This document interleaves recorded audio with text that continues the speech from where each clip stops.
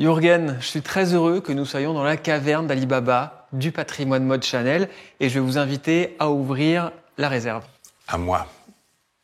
Le bouton magique. Ici, il y a toute une partie des collections créées par Gabrielle Chanel. De ce côté-ci, plutôt avant-guerre, et là, années 50. Je vais nous descendre quelques modèles qu'on va aller regarder de plus près. Je vais les mettre sur le portant. Ici, on a un costume de la toute fin des années 60 qui est vraiment similaire à celui porté par Delphine Seyrig dans Baiser volé. Quand on regarde le costume, qu'est-ce que vous pouvez nous décrire alors ? Ben là, moi, je suis frappé par la chaîne toujours qui donne l'aplomb à la veste et le tombé. Et puis aussi les doublures qui sont tenues comme ça, comme on dirait aujourd'hui un matelassage qui suit le corps carrément et qui fait que la doublure épouse le tweed extérieur et donc, pour le mouvement, facilite les choses. Le costume Chanel, c'est vraiment un costume qui a été beaucoup filmé par la Nouvelle Vague. C'est pas un hasard, parce que Gabrielle Chanel, c'était une femme avec un sens pratique chevillé au corps, et pour elle, il fallait que le costume s'adapte au mouvement, qu'une femme puisse bouger dedans. Elle disait une jupe, c'est fait pour qu'on puisse croiser les genoux, et une emmanchure, c'est fait pour croiser les bras. Et dès la fin des années 50, le mouvement Nouvelle Vague inscrit une nouvelle grammaire de cinéma qui est éloignée de celle des studios plus fabriqués, on va dire, qui est plus ancrée dans la vie. Et ces deux idées vont se croiser. La nouvelle vague souhaite que les actrices ne soient pas déguisées, donc elles portent leurs vêtements de ville à l'écran. Ça les arrange aussi pour des questions de budget. Mais souvent, ils emploient des actrices qui, à la ville, portent du Chanel, justement parce que c'est l'uniforme de la femme moderne, celle qui peut bouger.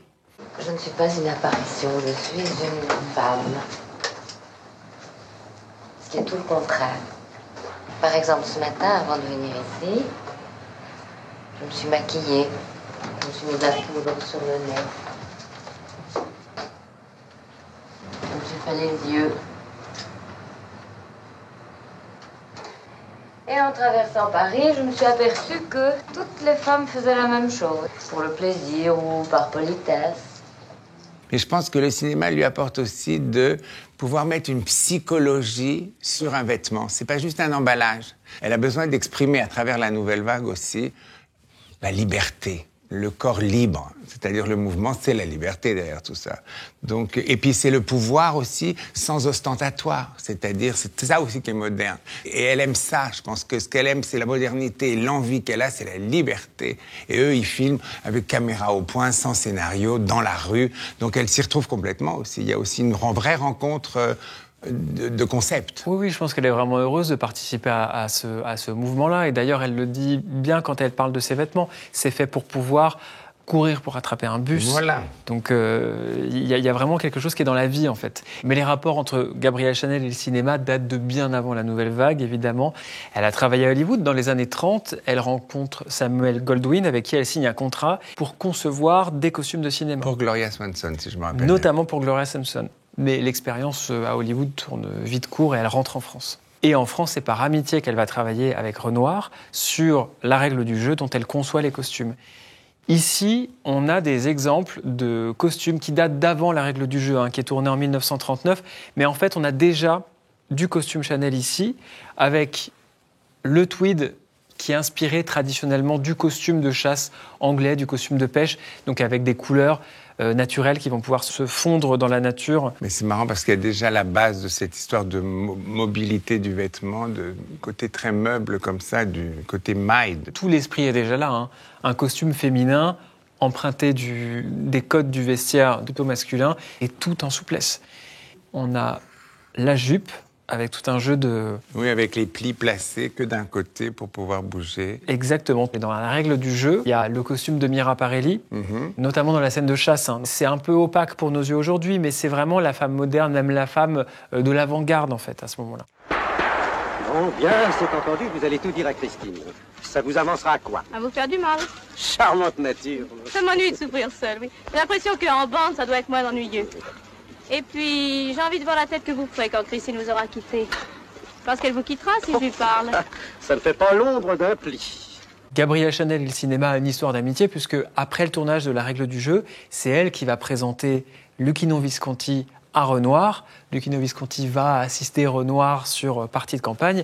Et plus tard, Visconti va présenter Romy Schneider à Gabrielle Chanel. Et Romy Schneider, quand elle arrive à ce moment-là, elle sort de Sissi impératrice, elle a une image un peu ringarde quand même, elle dit qu'elle se sent paysanne autrichienne, pas parisienne pour dessous, et Gabrielle Chanel va la prendre sous son aile, va la relooker.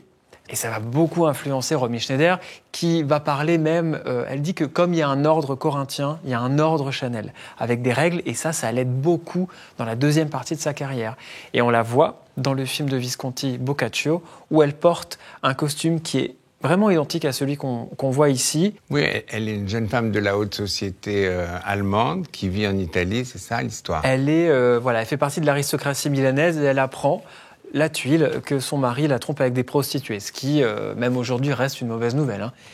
Mais elle ne s'en formalise pas et au contraire, elle installe un dialogue et des questions qui sont encore très modernes sur qu'est-ce qu'est le travail, qu'est-ce qu'est le rôle d'une femme et d'une épouse.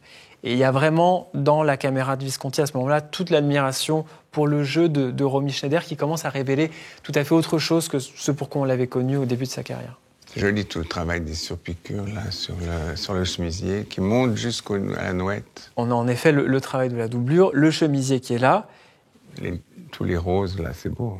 Ici, ouais, et qu'on retrouve en piqué ici. Et le matelassage qui a changé, qu'elle a fait en plein de piqûres.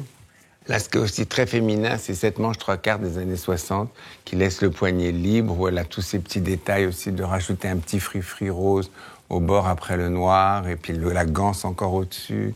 C'est vraiment... Tous ces détails qui sont vraiment la sophistication quand on est de près, mais de loin, ça donne vraiment une silhouette hyper graphique et qui marque beaucoup les réalisateurs. D'ailleurs, ces images de Romy Schneider en costume Chanel vont tellement marquer Almodovar que quand lui réalisera, par exemple, Étreinte brisée, dont on a le costume ici porté par Penélope Cruz, pour lui, c'est important d'avoir le tailleur Chanel dans ses films.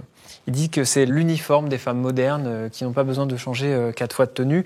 Donc il va l'utiliser plusieurs fois, plusieurs modèles, plusieurs collections.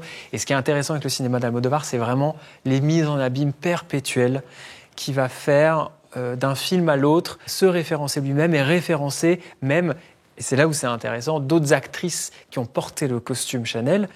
On a dans Étreinte brisée une séquence où le réalisateur devenu aveugle demande à entendre la voix de Jeanne Moreau dans Ascenseur pour l'échafaud, qui porte le tailleur Chanel, qui fait partie de son vestiaire, qui est la nouvelle vague. Et là, on a toute une boucle de cinéma qui se met en place.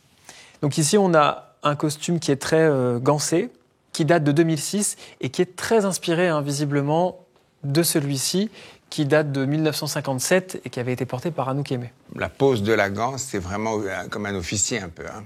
Absolument, il y a vraiment quelque chose de martial dans la tenue et c'est pas un hasard parce que dans le film Étreinte brisée, quand Penélope Cruz porte ce tailleur, elle est mariée à un grand patron, c'est une femme qui s'est établie dans la bourgeoisie et ça, elle veut le montrer. Et certainement aussi qu'elle veut s'identifier à des actrices qu'elle admire parce qu'elle-même dans le film souhaite devenir actrice. En tout cas, il y a tout ce jeu entre mode, vie, cinéma et fiction qui s'entremêlent et qui est assez émouvant à voir dans ses réalisations. Ernesto, ¿qué haces ahí? Trabajando. Apaga eso. ¿No te ha prohibido Mateo que no grabes fuera del rodaje? Mi padre me ha dicho que no le haga caso. Quiere verlo todo. No tenéis escrúpulos ninguno de los dos. ¡Dejadme en paz de una puta vez! Recuerdo que te estoy grabando.